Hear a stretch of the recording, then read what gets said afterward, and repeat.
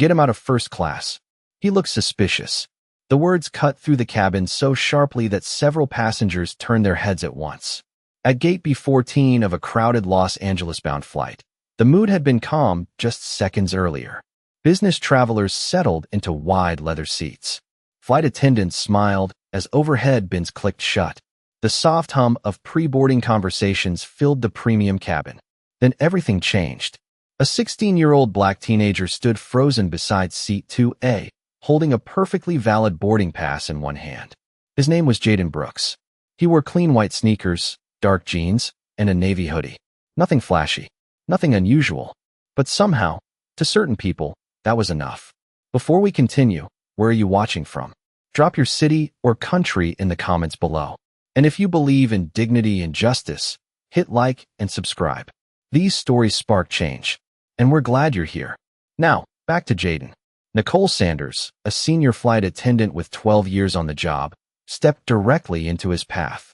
Her smile had disappeared the moment she looked at him. "Sir, I need you to step aside," she said. Jaden glanced down at his boarding pass and then back at her. "This is my seat." His voice remained calm.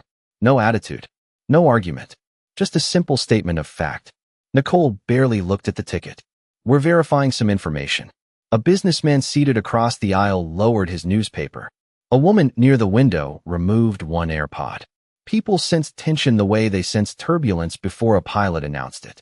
Jaden handed over the boarding pass. Nicole took it without a word. Her eyes moved over the document for less than a second before she looked back at him. "You'll need to wait outside the cabin." "Why?"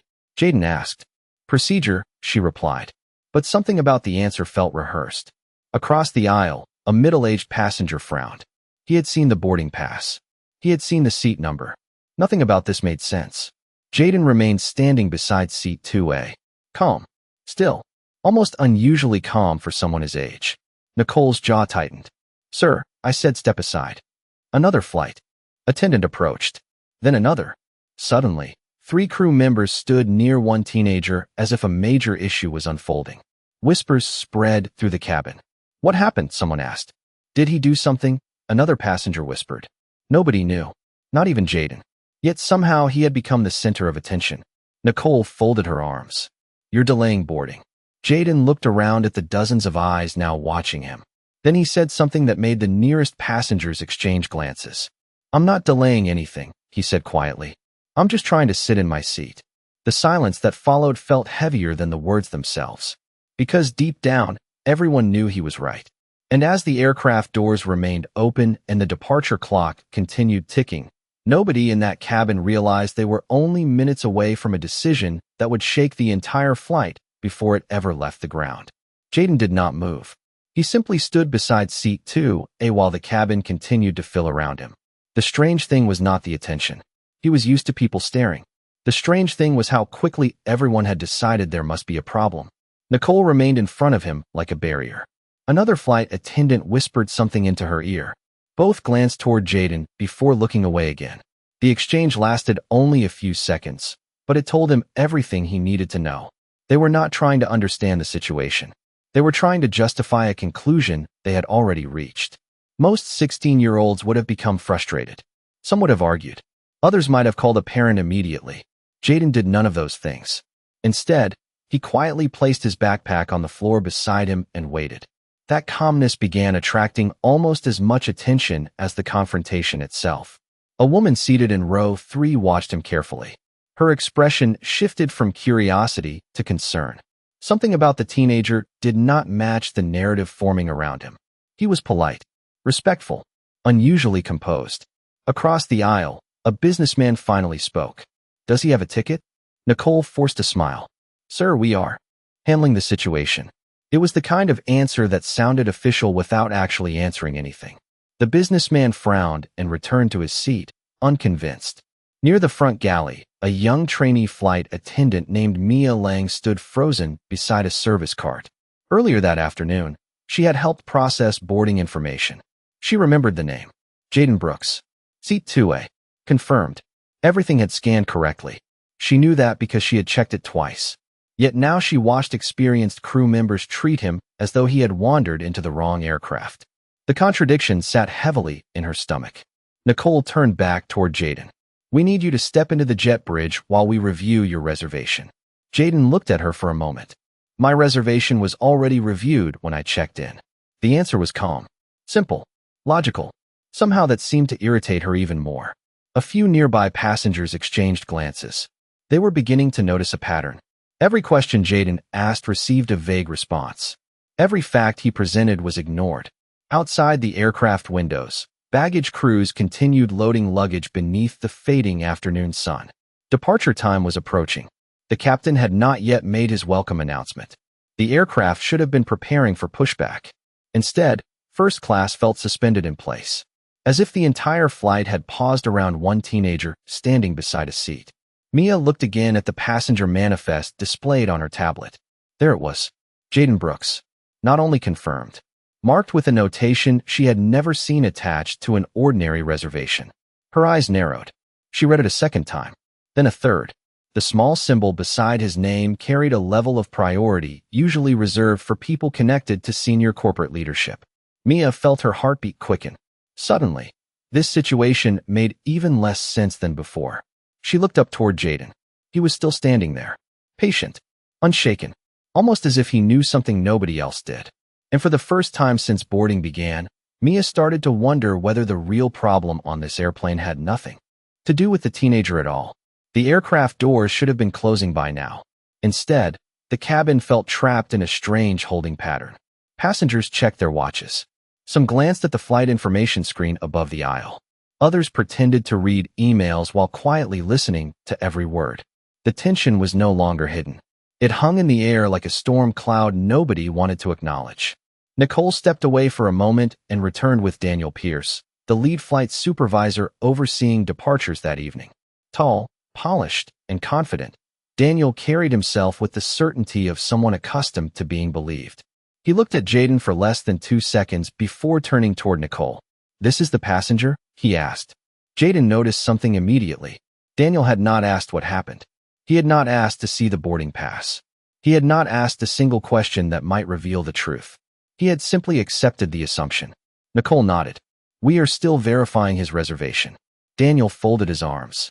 "Sir, we are going to need you to wait off the aircraft while we complete our review." Several passengers looked up at once. The wording sounded official. The logic did not. Jaden remained calm. "How long will that take?" Daniel hesitated. "As long as necessary." Again, no real answer. Across the aisle, the businessman who had spoken earlier finally closed his newspaper completely. "If his ticket is valid, why is he being removed?" he asked. Daniel smiled politely. "Sir, we appreciate your patience. This matter does not involve other passengers." The response only deepened the discomfort spreading through first class. People had witnessed enough to know something was wrong. Near the galley, Mia stared at the notation beside Jaden's name. She quietly opened another screen and searched the passenger profile.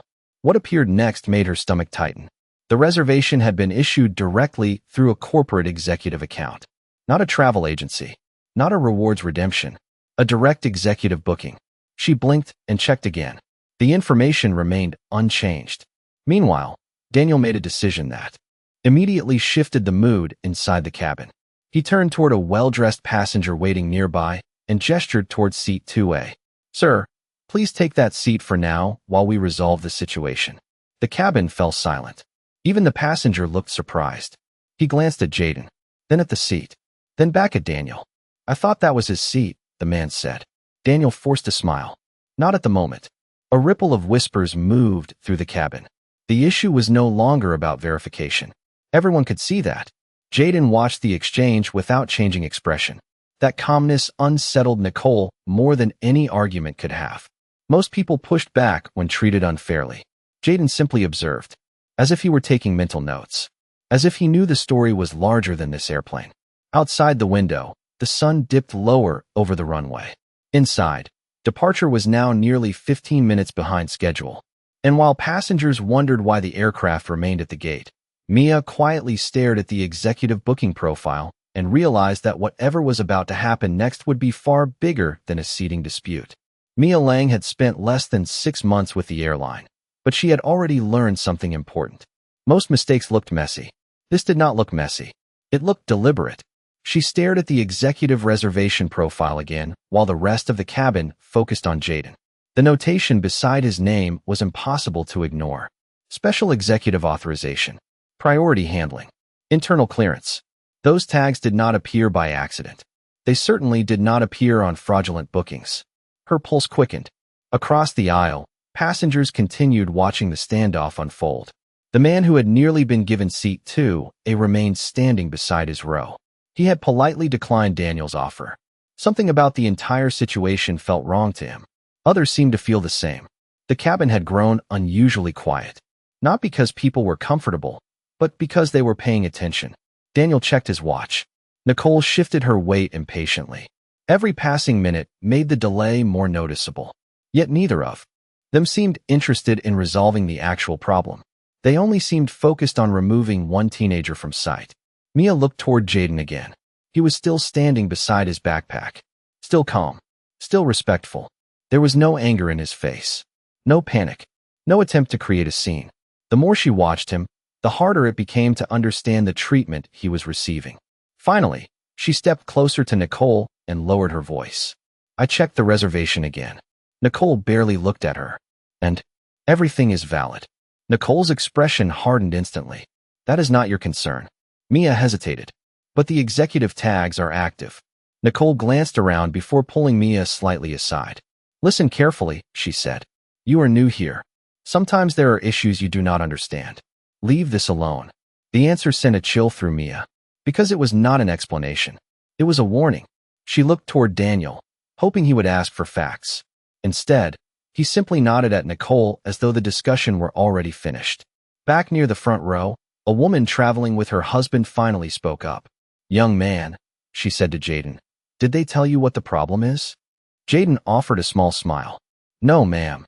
The simplicity of the answer seemed to affect several passengers at once. Murmurs spread through the cabin. People were beginning to connect the dots for themselves. Mia looked down one final time at the reservation profile. Then she saw something she had missed before. Attached to the booking was an internal contact number reserved for executive-level travel support. Her eyes widened. That number was only used for individuals connected directly to the highest levels of corporate leadership. She slowly raised her head toward Jaden. At that exact moment, he looked back at her. Neither spoke. But for the first time, Mia felt certain of one thing. The teenager standing alone in first class was not the person making a mistake. Everyone else was. The delay had now stretched long enough that passengers stopped pretending it was normal. Phones appeared above armrests. Quiet conversations spread from row to row. What had started as an uncomfortable misunderstanding was becoming something larger. The cabin no longer felt like a place preparing for departure. It felt like a room waiting for a verdict. Daniel checked his tablet again and frowned. There was still no official issue attached to Jaden's reservation. No security alert. No booking error. No seating conflict. Yet somehow the teenager remained standing while everyone around him waited. Nicole seemed determined to keep it that way. Sir, this is your final opportunity to step into the jet bridge voluntarily while we continue our review, she said. Jaden looked at her calmly. You have been reviewing it for 20 minutes. Several passengers exchanged glances. Nobody could argue with that. The statement was not emotional. It was simply true. For a moment, nobody spoke. Then a voice came from the second row. He is right. It was the businessman again. If there is a problem, explain it. If there is not, let him sit down. A few heads nodded. The mood inside first class shifted noticeably. People were no longer watching silently. They were starting to question what they were seeing. Nicole's smile disappeared. Daniel stepped forward. Sir, we are following company procedures. Jaden lowered his eyes briefly. Procedures. He had heard that word before. At 12 years old, he had walked into an electronics store with money he had saved for months. An employee followed him through every aisle. When he finally chose a pair of headphones, the manager appeared and asked if he needed help finding something cheaper. Procedures, they called it. At 14, security followed him through a luxury shopping center while other teenagers laughed and browsed freely. Procedures. At 15, a hotel employee assumed he was lost while waiting for his mother in a private executive lounge. Procedures again. The memories did not make him angry anymore. They made him tired. Because the pattern never changed. Different city. Different building. Different faces. Same assumption. He returned his attention to the cabin.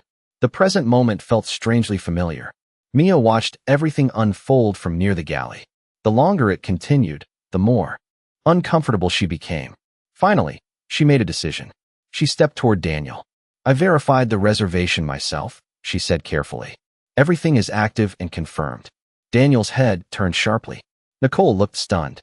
The cabin immediately fell silent. Mia felt dozens of eyes shift toward her. "There are executive authorization markers on the account," she continued. "There is no indication of any problem." Nicole spoke before Daniel could answer. "Mia, that is enough." But the words had already escaped. Passengers heard them. Questions began spreading instantly. Executive authorization? Corporate account? What exactly was happening here? For the first time all evening, uncertainty appeared on Daniel's face. And at that exact moment, Jaden quietly reached into his pocket, unlocked his phone, and typed a single message. It contained only 4 words. "Mom, they did it again." He pressed send, slipped the phone back into his pocket, and returned to waiting. The message took less than 3 seconds to deliver. Yet before the aircraft ever left the gate, it would change everything. The message left Jaden's phone and disappeared into the invisible network connecting millions of devices across the country. To everyone else, it looked insignificant. A teenager sending a text. Nothing more. Yet less than 60 seconds later, events began moving in places nobody inside the cabin could see. Hundreds of miles away, Monica Brooks stepped out of a conference room overlooking downtown Dallas. She had spent the afternoon reviewing acquisition reports and executive forecasts. Her schedule was packed down to the minute. Then her phone vibrated. She glanced down and saw 4 words. "Mom, they did it again." Monica stopped walking. The hallway around her seemed to freeze. Her executive assistant noticed immediately. "Is everything all right?" Monica read the message a second time, then a third. Her expression never changed, but something colder settled behind her eyes. "Get me executive travel operations," she said. "Right now." Back on the aircraft, nobody knew that a chain reaction had already begun.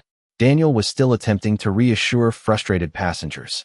Nicole continued insisting that procedures required additional review. The explanations sounded weaker each time they were repeated. Even the passengers who had initially stayed silent were beginning to lose patience. A woman near row 4 checked the departure time on her phone and shook her head. "This is ridiculous," she muttered. "We should already be airborne." Meanwhile, Mia watched the gate information screen refresh unexpectedly. A small notification appeared and disappeared so quickly that she almost missed it. "Operational hold." She frowned. That designation rarely appeared unless someone at a very high level became involved.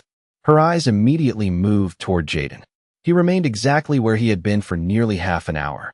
Calm, patient, unmoved by the growing tension surrounding him. The contrast was striking. Everyone else seemed increasingly uncomfortable. Jaden seemed perfectly certain that waiting was the correct decision. At airline headquarters, calls were already spreading through departments that normally never communicated directly with one another. Executive travel support, corporate compliance, legal affairs, internal operations. Screens lit up. Records were reviewed. Flight details were requested. Nobody was shouting. Nobody was panicking. The response was organized, precise, and quiet, the way real power often moved. Back at the gate, Daniel's tablet suddenly chimed. He glanced down. His expression changed instantly. Nicole noticed. "What is it?" she asked. Daniel stared at the screen longer than necessary. "Nothing," he replied too quickly. But it was clearly not nothing. Another alert appeared. Then another. Somewhere outside, the aircraft tug remained parked. Ground crews had stopped preparing for pushback. Minutes continued slipping away. Passengers noticed. Crew members noticed. The atmosphere shifted again. It felt as though an invisible storm was approaching the aircraft from beyond the terminal walls. Mia looked toward the front windows overlooking the ramp. Vehicles were beginning to move in unusual patterns below. She could not explain why, but a single thought entered her mind. Someone important knows what happened. And before anyone inside the cabin understood why the flight had stopped, the consequences of one simple text message were already racing toward them. The atmosphere inside the aircraft changed the moment the captain's voice came over the intercom. It was not the usual departure announcement. It was shorter, sharper, more uncertain. "Ladies and gentlemen, we appreciate your patience. We have received an operational instruction and will remain at the gate until further notice. A wave of confusion moved through the cabin. Passengers looked up immediately. Phones appeared. Conversation started. Daniel lowered his tablet and stared at the message on his screen. Another notification arrived seconds later. Then another. His confidence was beginning to crack. Nicole noticed it too. "What is happening?" she asked quietly. Daniel did not answer. He could not, because he did not understand it himself. The aircraft had just been placed under a corporate operational hold. That designation almost never happened. Not for weather, not for routine delays. Only when senior leadership demanded immediate review. Outside the windows, activity on the ramp increased. Several airport vehicles changed direction. Ground personnel received new instructions through their headsets. Even the gate agents appeared confused. Inside the cabin, passengers sensed that something much larger than a seating dispute was unfolding. The businessman from row 2 leaned toward the aisle. "This is because of him, is it not?" Nobody answered. But nobody denied it either. Mia felt her heart racing. She refreshed the internal system again. A red banner now stretched across the reservation profile. Executive review active. Her eyes widened. She had never seen that notification before. Not once during training. Not once during live operations. She clicked into the record and froze. New names had appeared on the authorization chain. Corporate compliance. Executive operations. Office of the Chief Executive. Mia read the screen twice to make sure she was not imagining it. Across the cabin, Jaden remained exactly as he had been from the beginning. Calm. Patient. Watching. The contrast was becoming impossible to ignore. Daniel stepped away from Nicole and moved toward the front galley. He pulled out his phone and made a call. The conversation lasted less than a minute. When he returned, the color had drained slightly from his face. "We are keeping the aircraft here," he said. "Nobody moves until we receive further instructions." Nicole stared at him. "From who?" For the first time all evening, Daniel hesitated. "Corporate."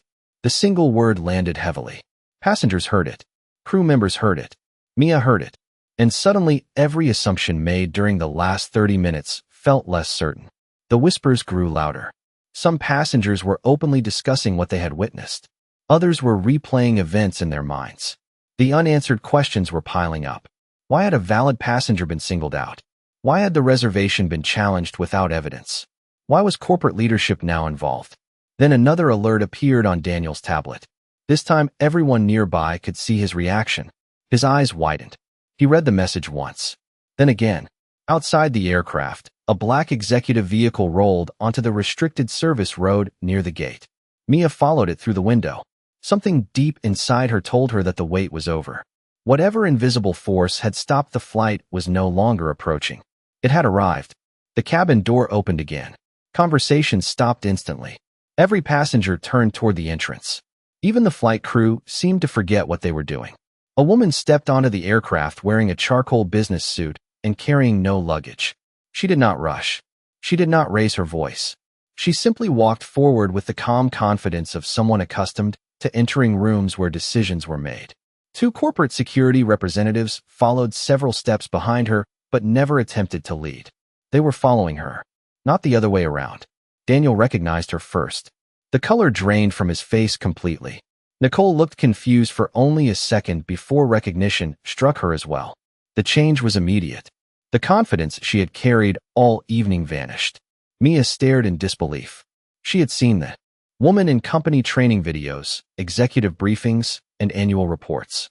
Monica Brooks, Chief Executive Officer of Skybridge Aviation Group, the parent company that controlled the airline. The woman continued down the aisle while dozens of eyes followed her. Nobody spoke. Nobody needed to. Her presence explained the operational hold, the executive alerts, and the unusual activity outside the aircraft. What it did not explain was why she had come personally. Then she stopped beside Jaden. The silence inside the cabin became absolute. Monica looked at him first. Not at Daniel. Not at Nicole. Not at anyone else. "Are you all right?" she asked. Jaden nodded. "I am fine, Mom." The word landed like a thunderclap. Several passengers gasped.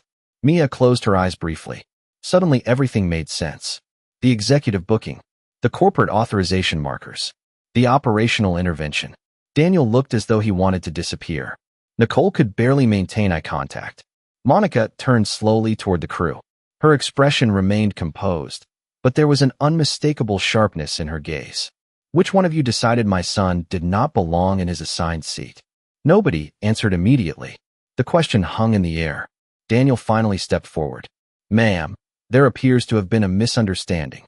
Monica looked at him for a moment. "A misunderstanding?" Her voice remained calm. "My son's reservation was valid. His seat was confirmed. Yet he was prevented from sitting there for more than 30 minutes. No one responded.